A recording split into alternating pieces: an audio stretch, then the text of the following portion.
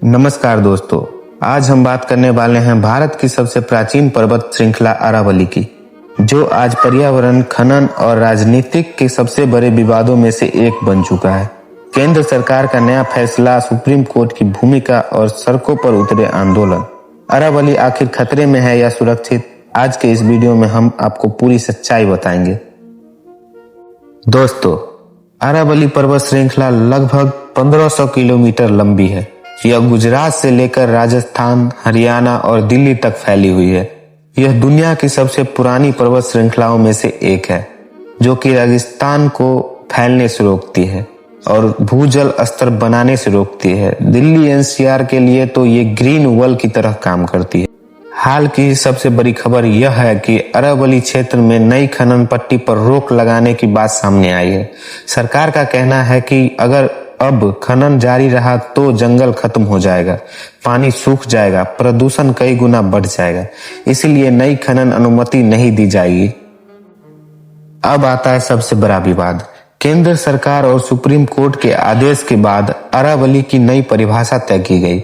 जिन पहाड़ियों की ऊंचाई 100 मीटर से कम है, उन्हें अरावली नहीं मानी जाएगी।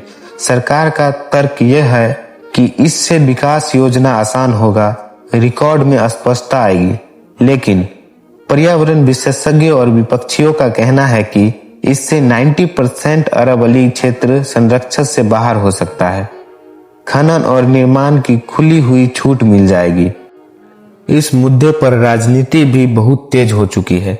कांग्रेस का आरोप है सरकार जानबूझकर अरावली को कमजोर कर रही है।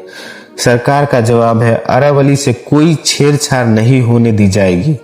राजस्थान के मुख्यमंत्री ने साफ कह दिया कि अरावली को नुकसान पहुंचाने वाले पर सख्त कार्रवाई होगी। अरावली को बचाने के लिए अब लोग सड़क पर उतर आए हैं। अरावली बचाओ रैली, छात्र संगठनों की भागीदारी और यूथ कांग्रेस से 7 जनवरी से सत्याग्रह यात्रा की घोषणा की गई। यह आंदोलन सिर्फ राजनीतिक नहीं बल्कि आने वाली पीढ़ियों के भविष्य की लड़ाई। आप जानकर हैरान हो जाएंगे, राजस्थान में पिछले कुछ सालों से 4000 से ज्यादा एफआईआर सिर्फ अरावली क्षेत्र में अवैध खनन के मामले में दर्ज हुई है। इनमें साफ साफ है कि कानून होने के बावजूद अरावली लगातार कमजोर होती जा रही है। अगर अरावली बची तो दिल्ली एनसीआर को प्रदूषण से राहत मिलेगा, मानसून संतुलन रहेगा, पानी की कमी नहीं होगी, रेगिस्तान का विस्तार रुकेगा।